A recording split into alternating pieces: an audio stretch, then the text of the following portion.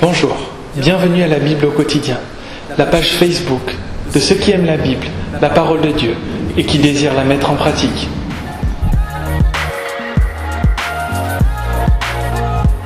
Aujourd'hui, nous poursuivons notre étude sur l'Épître aux Hébreux, et nous continuons avec le chapitre 3 et les versets 1 à 2.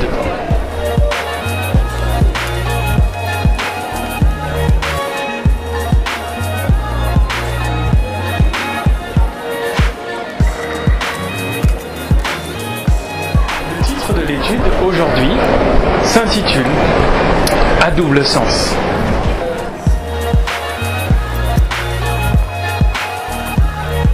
L'apôtre qui écrit ces versets commence en disant « C'est pourquoi ».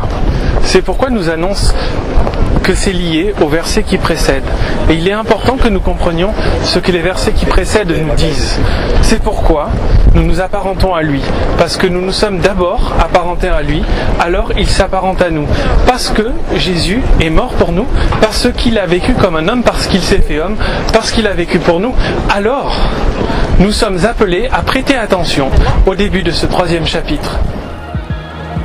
Le fameux c'est pourquoi nous harangue.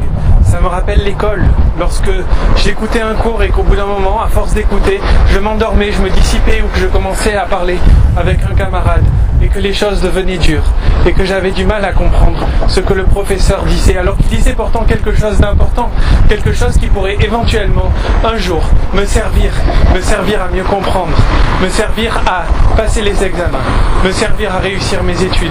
Et au bout d'un moment, dissipé, la tête dans les nuages, le professeur qui s'adressait à moi me disait « Qu'est-ce que je viens de dire ? Te rappelles-tu seulement ce que je t'ai dit ? As-tu écouté la leçon ? As-tu écouté ce que j'ai essayé de t'enseigner ?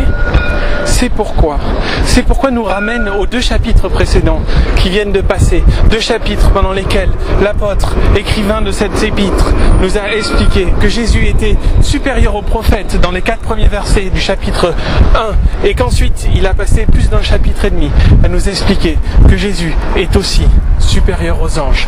Maintenant nous rentrons dans un 3e chapitre et il est nécessaire de comprendre le c'est pourquoi. Le c'est pourquoi qui nous dit « As-tu seulement écouté ce que j'essaye de te dire ? Jésus mérite ton attention. C'est pourquoi. Écoute ce qui va venir. »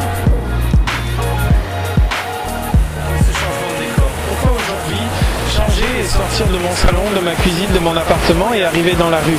Pourquoi commencer à vouloir parler de quelque chose dans un lieu public ? Parce que c'est pourquoi il nous est important, puisqu'un apôtre a donné sa vie pour argumenter que Jésus était si important.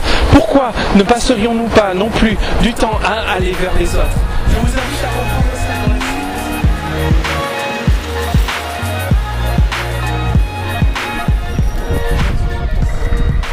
L'auteur nous harangue, tel un boxeur talentueux qui interviendrait dans le 3e round pour nous dire voilà, gauche, droite, c'est pourquoi, frères saints, c'est pourquoi vous qui prenez part à la vocation céleste, ce sont 2 termes qui doivent obligatoirement retenir notre attention. Pourquoi ces 2 termes sont-ils si importants ? Qu'ont-ils à nous dire ? Qu'ont-ils vraiment à nous révéler ? Frères saints, vous rappelez-vous ce que nous dit la fin du chapitre 2 lorsque Jésus se révèle à nous et qui nous explique « Oui, je me suis fait homme afin de partager avec vous cette nature pécheresse. Oui, je suis devenu comme l'un des vôtres afin qu'aujourd'hui vous puissiez devenir comme moi. Oui, je me suis donné afin que vous puissiez recevoir. Je suis devenu qui vous êtes afin qu'aujourd'hui vous puissiez être qui je suis. Et puisque il s'est fait pécheur afin d'ôter notre nature pécheresse, nous pouvons aujourd'hui nous apparenter à lui, au Seigneur, au Sauveur, afin d'hériter de sa nature divine. Car c'est à ceci que nous avons été destinés, à l'héritage de sa nature divine. Frères saints, voilà ta destinée, voilà qui tu es. Malheureusement, on t'a beaucoup parlé, on t'a dit beaucoup de choses mensongères à cause de ton passé. On t'a jugé, on a déterminé qui tu étais à cause de ce que tu as fait. Mais Dieu ne t'appelle pas qui tu es à cause de ce que tu as fait, mais il t'appelle par ton nom, que tu vas le recevoir à cause de celui en qui tu crois. Voilà à quoi tu dois t'attendre. Voilà aujourd'hui ce à quoi tu peux t'attendre. C'est que Jésus va te recevoir. Et c'est comme si je travaillais une vie entière et que j'essayais à la fin de ma vie de te dire, voilà le fruit de toutes mes années de salaire. Toute cette vie j'ai économisé et jamais je n'ai dépensé. Voilà un chèque qui correspond à une vie de travail. Je te le donne, il est pour toi. Tu n'as rien à faire, tu n'as qu'à l'encaisser. Voilà ta vocation céleste. Tu vas recevoir la vie éternelle alors que quelqu'un a donné sa vie et que tu ne l'as pas mérité. Il l'a gagné pour toi et il te l'offre gratuitement. Prends donc part à la vocation céleste. Et à la fin, deux choses importent vraiment. Puisque nous sommes exhortés à considérer. Considérer, ça ne veut pas dire oui, c'est bon, j'ai compris ton Jésus, je ne veux pas en entendre parler. Oui, j'ai vu, d'accord, j'y crois, mais je ne veux pas donner ma vie. Non, considérer, ça veut dire scruter attentivement. Ça veut dire donner l'attention indivisée à celui à qui nous sommes appelés à prêter cette attention. Ça veut dire nous consacrer entièrement à l'étude et à l'examination de ce qu'il a fait et de qui il est. Alors qui est-il ? Premièrement, il est apôtre. C'est celui qui vient de Dieu pour nous annoncer les voies de Dieu. C'est le messager, l'envoyé de celui qui a un message pour nous.